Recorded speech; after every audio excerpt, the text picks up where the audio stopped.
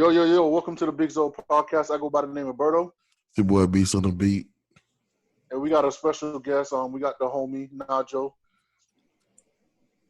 Yes, sir. Najo, how you doing, man? I'm doing well, man. I mean, as best as I can. You know, all this craziness going on right now.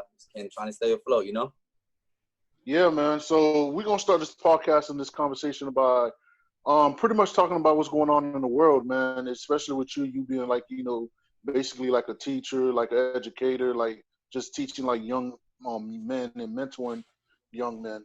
So how do you feel like what's going on is like, especially in this world like today with the, you know, riots and, you know, the, you know, social situations that we got going on? Well,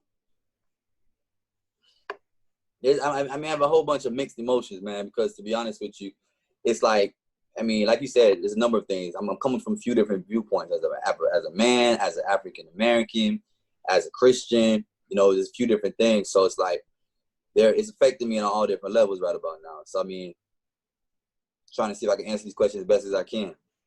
Yeah. Well, how do you feel not having students around? Not having the students around? Yeah. And actually seeing the parents struggle, you know what I'm saying, for the first few weeks, and you're seeing different parents appreciating the teachers. What's your viewpoint on that? Oh yeah, definitely. I see you laughing as you say, but it's funny, but it's true because I really I don't know, you know, you're Beast, I don't know if you're a parent yet, but I'm sure a lot of parents. All right. I mean, Beast got like 2 kids. But you don't claim them. You don't claim them right now. He just don't claim them. When taxes come around, though, you gonna call them up. Stepdaddy of the year, 2020. I'm nominating you, Beast. Hey, you a fool, man. Yeah, man. No, but I ain't gonna divert too much from it, man. But truthfully, the feedback that I've been getting from a lot of parents is that, like, they really, if there's one good thing that came out of this, you know, this pandemic, is that parents really, it takes being at the other end of it to really appreciate it. So what that means is that I've gotten a lot of feedback from parents that are like, you know, we need advice, we need techniques, we need resources, how to really teach our kids. Because they you know, before they took it for granted. Just drop our kids off, y'all do what y'all do, and then we pick them back up.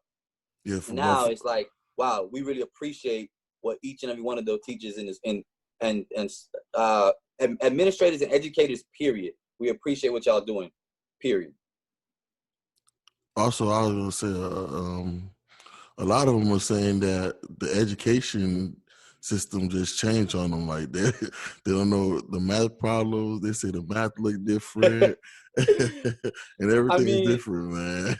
Yeah, I don't know if it's a lot of it is different because even myself, you know, we could probably even relate between me, you know, Berto, and understanding that things have changed. Even me looking at these books, like I thought this was rough back then. Me trying to pick up a 5th grade book nowadays, you got to kind of like really kind of evaluate some things before you even answer these kids' questions.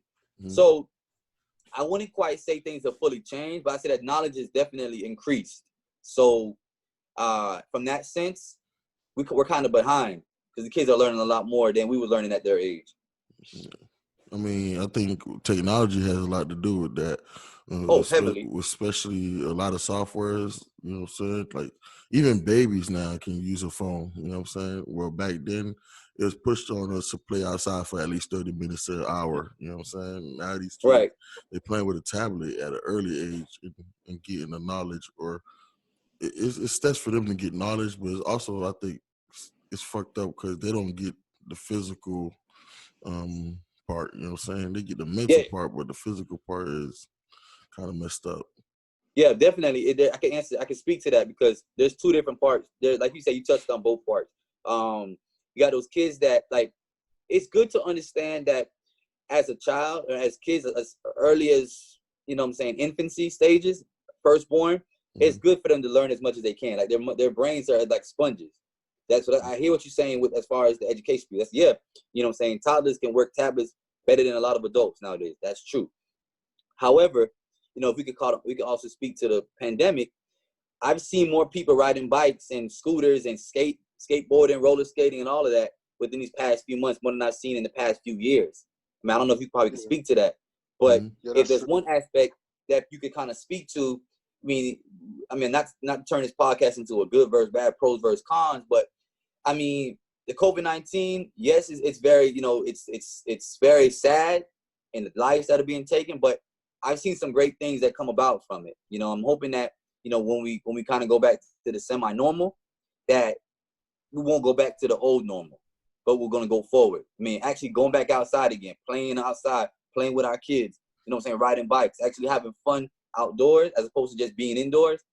I hope that doesn't change. What grade are you teaching? Well, I work in an elementary school, but I don't teach one individual grade. I'm working with I'm working with kindergarten all the way up until 7th graders. Oh, okay. I work with them all. So I'm dealing with, you're dealing with babies and you're dealing with like young teenagers. Now, me and Berto on a particular basis have to deal with what is it, Generation Z, right? That's what they call them.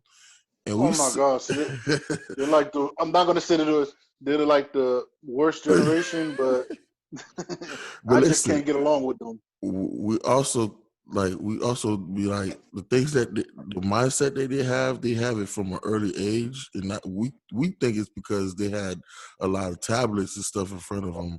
How do you feel like the earlier generation, the generation that you teaching, how do you feel that they're going, and what are you doing to not only instill that they're American, but they're pro-Black as well? Because that's going to be a situation that they're going to have to evolve in. Like 2020 is definitely going to go in the history books. Right. And kids that, like, you know what I'm saying? The kids that you're teaching, they're going to get a chance to actually talk about it and, you know what I'm saying, and write books about it. So what's your viewpoint on that? I caught the back end of it, Beast. If you don't mind just kind of clarifying the first part that you were saying as far as you talk about the Generation Z, right? Mm-hmm. Right. And I missed the first part. Just trying to understand. I was trying to say that their mindset is different, and we say it's because we got the chance to play outside more while they was on tablets and stuff like that. So I'm trying to figure out, is this something that's being taught at an early stage that you probably used to be like, okay, we wasn't raised like that, but they're teaching these kids this, and it's the way they were raised. Like, I think what he's basically trying to say, like, this to compare, like if you look at your generation, we're basically the millennials. Our mindset is completely way different. Maybe because we had to go outside more, we had to be involved more. But you look at Generation Z, they mostly, like, our generation pretty much created technology. So Generation Z is the generation that pretty much could never live without technology, if that makes sense. So how would you compare like the two generations? And where do you see the future's going? As in, like, now these technologies start with babies. Like, you do hooked on phonics as a baby. You know what I'm saying? So it's like with technology, it's going back earlier and earlier, and like stuff like 5G is growing. So you know what I'm saying? You're gonna see. We probably not gonna be at school as much. We're probably gonna be at home doing webcasts like that, and that's gonna be their new way of school. So how do you see that as going? To be honest with you, Beast, it's just interesting just thinking about it from now, because I want to say that if we use it to our advantage, let's put it this way. I see us as millennials being gap changers, or what would I say? Bridging the gap. I see us working with the younger generation, and we're working with the ones that came before us. I see us being the ones that kind of keep it all together. You know what I'm saying? Mm-hmm. So it's like we're like Generation Z. Say it again, Berto. I said we're the glue. Basically, we're the glue. Like we can understand, as much as they're annoying, but we can understand them. Because think about it. If I could be real with you, Generation Zs are being raised by us. That's our children. Think about it. Back in school, that if these are kids are 10, 11 years old, a lot of the kids that we went to high school with, these are their kids. Or middle school, like was having kids that are during while we was going through school. That's their kids now. You know what I'm saying? Mm-hmm. So you have that aspect of it, and you have kids that are like you have our generation that are raising these kids, and like, you know what? There's some things that my parents taught me that I'm not gonna bring into my home. You know what I'm saying? I'm not gonna raise my kids like this. So now I'm gonna just throw a tablet in front of them, and then you got our generation that's working hard, trying to figure things out for ourselves. So it's like there's a few different things that are going on within the generation, man, generation gaps. So it's like, and the kids are being taught. At least our parents, even though we may not have respected everything that they told us, at least they taught us some real life lessons. Now you got YouTube, Google, and everybody else teaching these kids or teaching our kids. I feel like they don't. I mean, I was just saying. I mean, just my opinion about the Generation Z is just they're just hard. It's hard for them to understand when we try to teach them because they already feel like they already know it. They already have the answer, and it's Right. like I think it's probably because of social media or their friends. Because when you try to talk to them, they already feel, well, I already know how to do this. You know what I'm saying? Maybe, I mean, it has to be because of technology, obviously.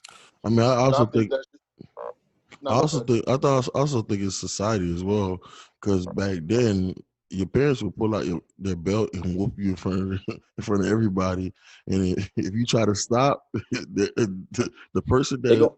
they're gonna come and help and jump in. But today, that's a lawsuit. You know what I'm saying? You whoop your kids, you go to jail behind that. And because of that, we have people like Dwayne Wade that lets his son do whatever he wants. You know what I'm saying? And we call them the Oprah generation, the free thinkers. Let your kids make a grown man decision. But that's a different topic for another day. We ain't gonna bring that up. I mean, Right, that's all, right, right. that's all part of it because, like I said, society allows that to happen, and because of that, the kids feel like they can do whatever they want. You know what I'm Mhm. saying? Mhm. Also, with like mental health and stuff like that, the parents don't want to deal with stuff like that. From a long day, you work the 8-hour shift, you don't want to deal with this kid. You know what I'm saying? So you let this kid do whatever they want, and Mhm. it's a trickle down effect. People are Mhm. having kids earlier. Mhm. You know what I'm saying? Grandmas are in the 40s now. You know what I'm saying? So, so it's like this is all because of society, what society is allowing to happen. It's becoming the new norm. That's the new tradition now. Exactly. And I agree with you, BC. You touched on something, very, very important, during our time right now. And that's mental health.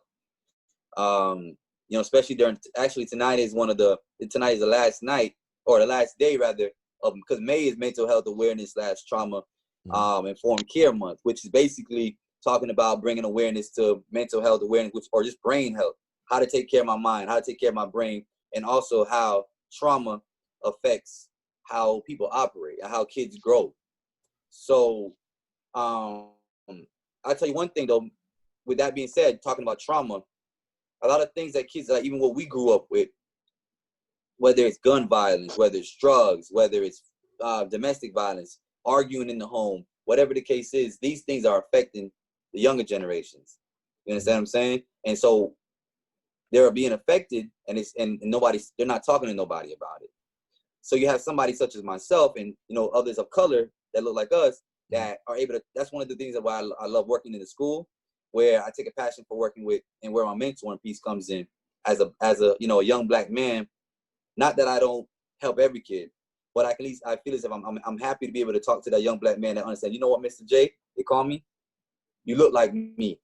Now they don't say that per se, but there's a difference when they feel as if they feel comfortable and they feel safe. Like, you know what? It's something about understanding that you look like me, what makes you want to listen to you. So it's not so much what I say or how I come across, but just the fact that I look like them. It gives them a little bit more understanding. Like, you might understand what I'm coming from. All Um, right, because let's look at this one piece. I don't want to cut you off, yeah. but let's look at. It's kind of hard it's one of the things that I'm struggling with right now in the educational realm, because administrators, educators, they expect kids to learn when they come to school. But when we have young African American boys and girls that are coming from an environment where they might not have ate breakfast that morning, or they're coming from a situation where they couldn't sleep last night because they stayed up due to all these gunshots they were hearing, or the fact that mommy daddy had an issue last night and somebody got removed from the home in the middle of the night, so now they had to go get rushed to grandma's house, so they really didn't sleep. But they're not talking about this, and that's what you call trauma. That's what you call affecting their mental health. So they come into the classroom and they acting out. They're not following directions, or they sleeping in class, or they talking back to the teachers. For me and you, that looks like, wow, this kid is disrespectful. But for me, I'm understanding as an African American understands that background, understand where you could come from. It's impossible for you to tell me, Beast, to function in class when I don't know if when I go home, my mom and dad is going to be there or not. Mm-hmm. You see what I'm saying? So all of this really thinks it makes a difference on kids. So are you guys, I mean, I guess you see that as an individual, but does the You're right. school system see that as a problem? And if they do, like, are they like creating these support groups on school? Yeah, think about it. What you just said right now, we've been going through that. Even when we were in school, we knew someone who didn't have a place to sleep or anything like that, but we made it through.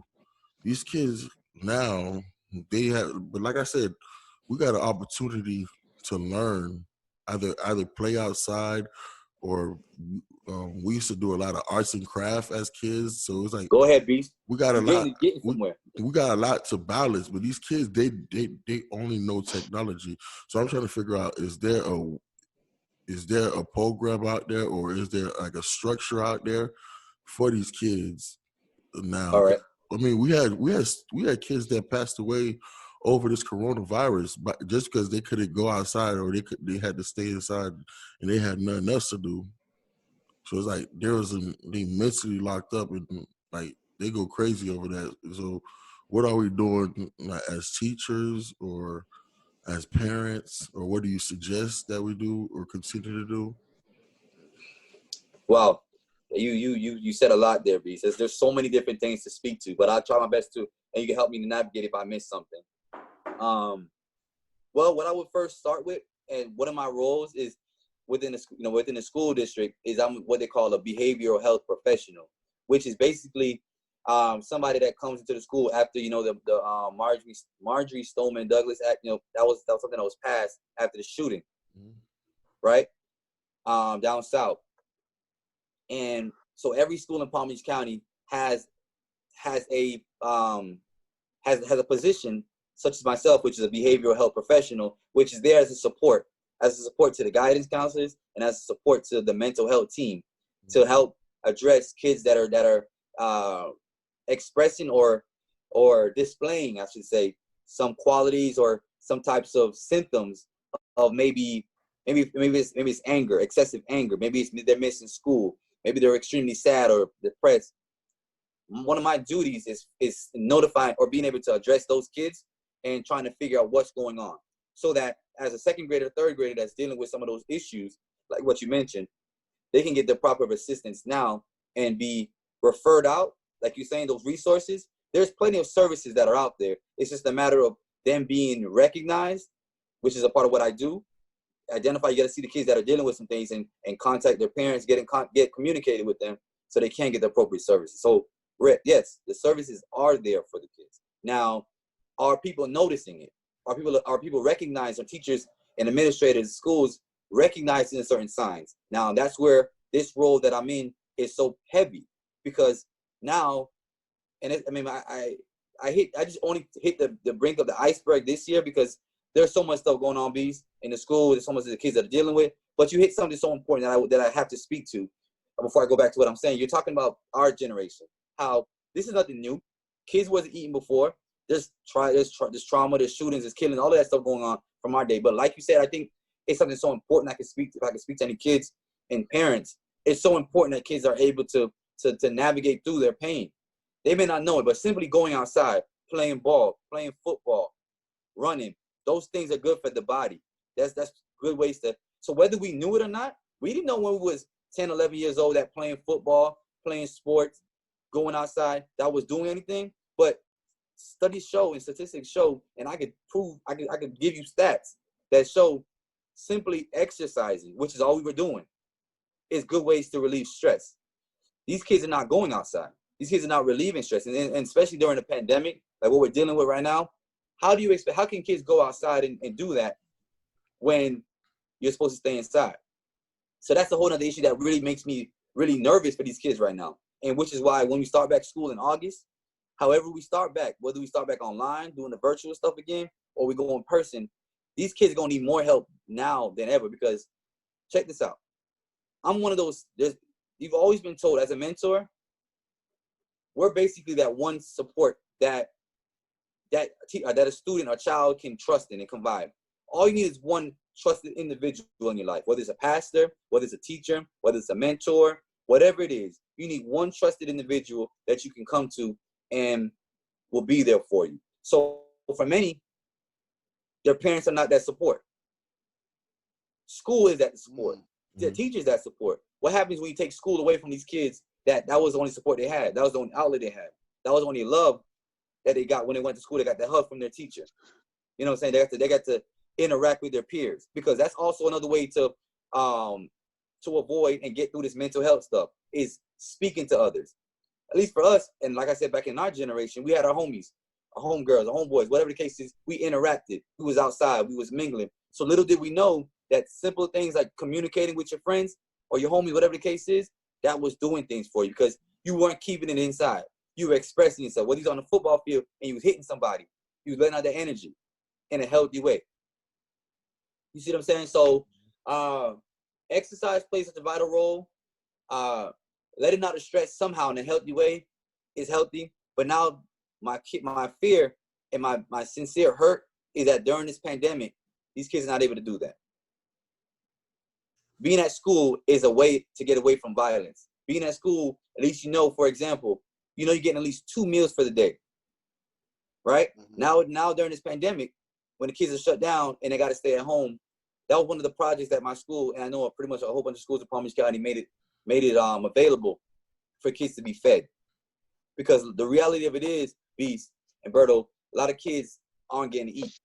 And that's the whole problem. That's a whole other podcast in itself, how the effects of the low income areas and poverty affects kids of all ages and kids and people of all race, period. You know what I'm saying? So there's a number of areas here, man. But what I can say is that we're coming a long way. There are moves that are being made. Like, for example, with my role, that's one part.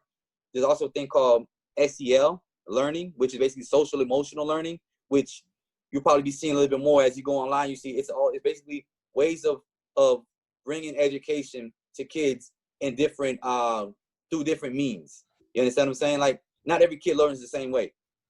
I know Berto. I mean, I don't know you on that level, Beast, but I know Berto. I don't know me growing up. Like, we don't necessarily learn the same way. Just coming from a different island or coming from a Caribbean background, we coming into school, we have a whole different mindset. Our parents tell us that even when we go, I'm sure you probably speak to that as far as being, the Haitian population. Mm-hmm. Like, we come to school with a whole different mindset. Mm-hmm. I'm from a Jamaican background. Mm-hmm. We come to school with a whole different background. We see kids acting crazy, acting up. We know we can't do that. You know what I'm saying? And because we know what's gonna happen. Nowadays, back to you. Yeah, go ahead, B.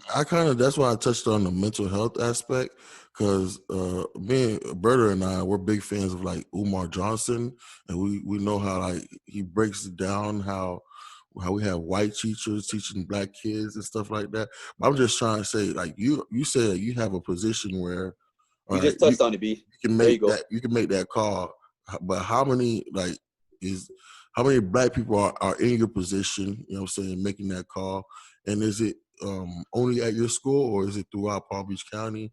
And how do we get everybody to be on that same page? You know what I'm saying? Because like I said, mental health has a lot to do with that. So this kid comes up and acts in class, even though we can't do that. But that white teacher will be like, "Oh, this kid's crazy." Now he's taking pills or he's taking drugs and making his situation worse. You know what I'm saying?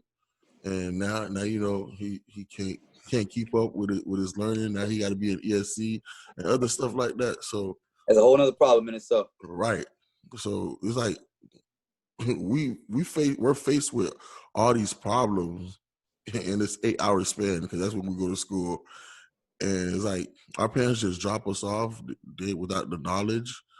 And how do we become more informed on that? Beast, you touched on a heavy topic, a heavy subject there, because I feel as if we're not there yet.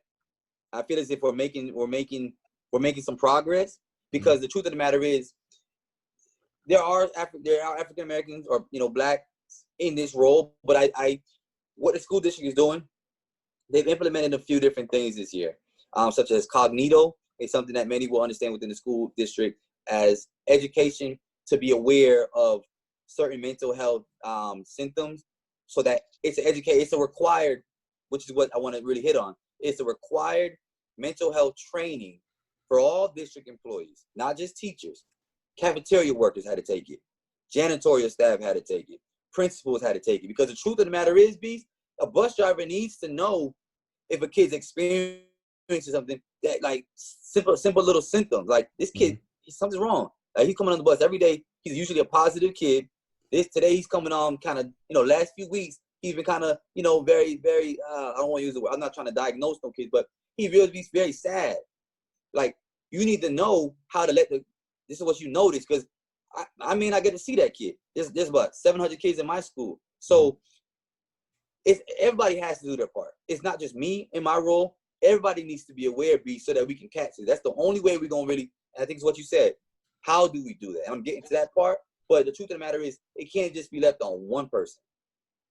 Everybody as a collective whole, whites, blacks, Spanish, everybody needs to be aware of what's going on, so that from the cafeteria worker noticing, wait, Johnny, Sally, Jeff, they different. Something's off. This past few weeks, I've been noticing that.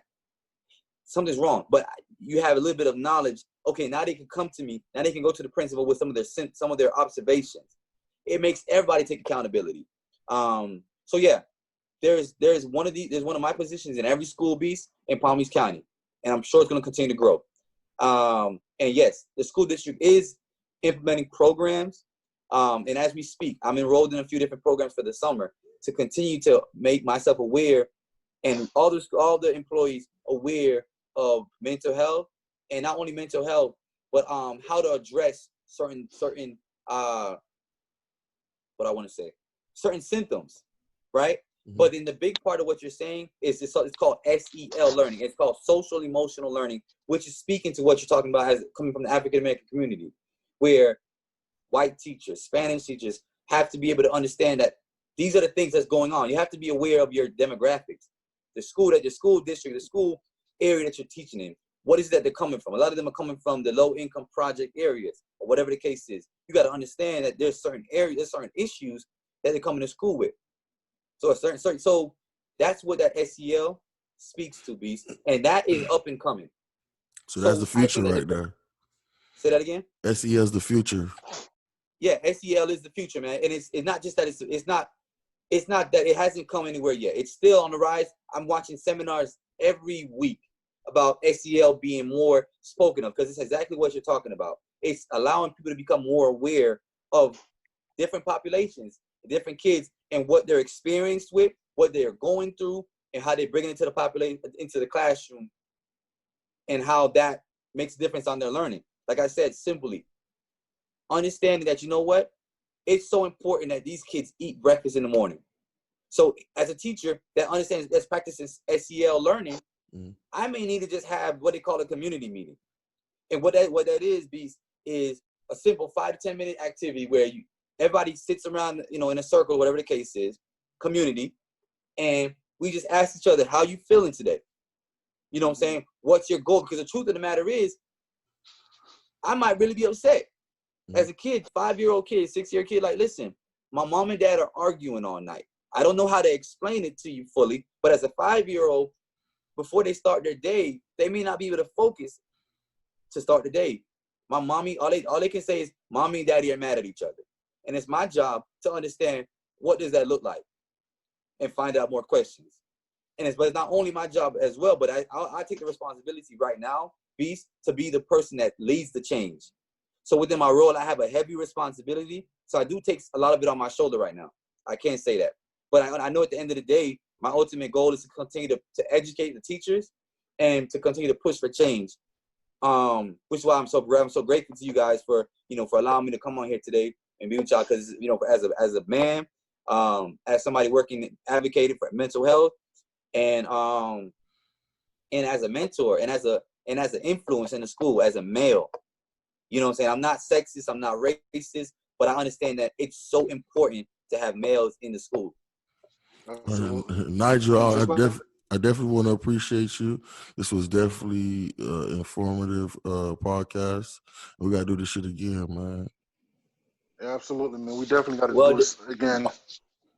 let me know, man. Just let me know. I mean, I don't mind. This is what it's all about, Beast and Berto. This is how the awareness continues to get out there. That's how you get it out there, little by little. It's just about the little growth, man. Little growth. Well, if somebody's trying to be in your field and trying to do the same process that you did, how do they do that? Like, what kind of degree do you need to do something like that, a job like that? The good thing about it, Beast, with this field, and now the school district is on a hiring freeze right now. But as far as degrees is concerned, it's very broad. You do need to have experience working with kids, dealing with mental health, what is it, concerns. What you do need to have experience, but there's psychology is acceptable, sociology. You have those that are mental health counselors. You know what I'm saying? A social worker can social workers. Like, you do need to have experience, but it's not limited. The good thing what I love with this field is, and what I don't want to take up that much more time, but the beautiful thing about the team that I work with, Beast, is that there's a whole bunch of different experiences that are coming into this field. So you get a whole bunch of perspective. Whenever we meet for we have meetings sporadic throughout the year, but whenever we do meet, it's fun. It's beautiful to hear from a different perspectives, and that's why I think the school district did that within its role, so that everybody's not just coming from one perspective of thinking. And that's another point that I think is so important to speak on. That it's all about the perspective. Now, you can't just be thinking closed-minded or only thinking from one perspective. So that's the beautiful thing. Like I said, there's a whole bunch of different experiences, and I'll definitely, even if you want to, I could definitely shoot some things to you, some information, some resources for you to definitely have to read up on some more. But what I can say is it's a very diverse field. And every day I sit down with other BHPs, short for behavioral health professionals within my role, there's so much knowledge that they have. They come from they're coming from environments where they're working with foster kids. You got that.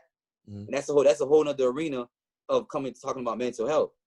You got people who are working with as licensed mental health counselors. You have that perspective. You have people who are psychology students or teachers. You got that perspective. You got sociology. You got educators that are trying to get into the mental health field and that have experience working with at clinics and things like that. So you got a nice diverse amount of experience. So it's good to come to the table like that. All right, that sounds good, man. But we're going to wrap this up, man. I want to just say before we get out of here, man, I want to just appreciate you because, a lot of people don't know, me and you, we grew up in the same neighborhood.